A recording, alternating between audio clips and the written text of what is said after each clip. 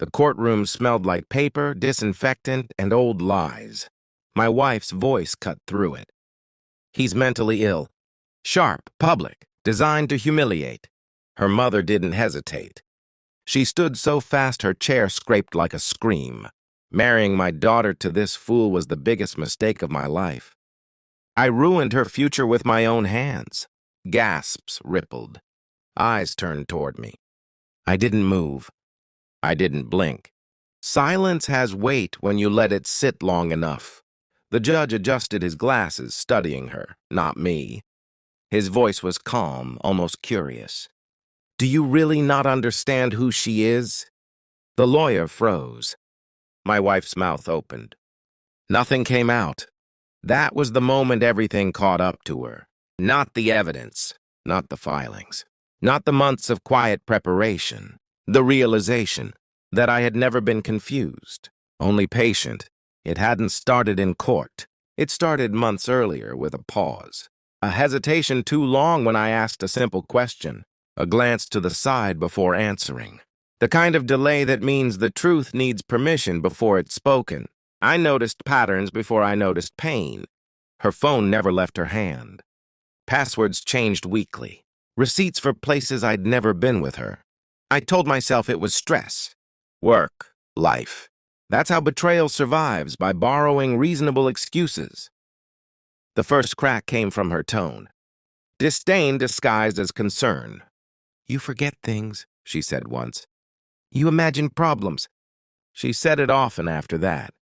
Soon her mother joined in. A coordinated chorus. They whispered about my episodes, my paranoia. I listened. And I wrote everything down. Dates, words, contradictions. Gaslighting only works when you're not documenting the light. I didn't confront her. I watched. I learned her rhythms, the windows of time where her lies breathed freely. Late nights. Weekend errands that took hours. The same contact name appearing, disappearing, then returning with a new emoji. I pulled phone records. Not illegally. Methodically. Numbers don't lie when you give them time. I ran background checks. Names connected to addresses. Addresses connected to patterns. Then the DNA test arrived. Not for a child. For me. I wanted proof that I wasn't broken. That my memory still worked. That the fog they tried to wrap around me was manufactured. The report was clinical. Clear. I was sane. Exceptionally so. That was when I understood the real betrayal. It wasn't just infidelity. It was strategy. They needed me unstable. Declared unreliable. Discredited. So when the divorce came, I'd walk away with nothing and doubt myself while doing it. I smiled more after that. I chose the timing. I let her file first. Let her narrative bloom. Emotionally unstable husband. Imaginary accusations. Threatening behavior. All lies. Carefully rehearsed ones. I handed my lawyer everything. Logs. Records. Psychological evaluations. Expert testimony.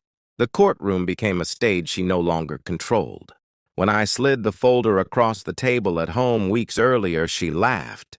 You need help, she said softly. I said nothing. Silence unsettles liars. It gives their thoughts room to trip. Back in court, the judge turned the page. Then another. My wife shifted. Her lawyer didn't. He stared at the document like it had teeth. The judge spoke slowly. Medical evaluations indicate no mental illness.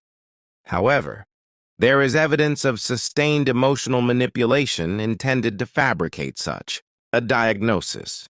Her mother's face drained. The judge continued.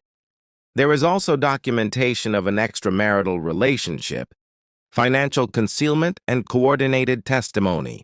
My wife stood. No, this isn't. Her lawyer finally moved. Too late. He had frozen because he recognized it. A clean trap, executed without noise. I didn't look at her when the ruling came. I looked at the table. The grain of the wood, the small crack near the edge. Details ground you when chaos finally collapses. Her mother sobbed. My wife shook. I felt nothing. That scared me more than anger ever could.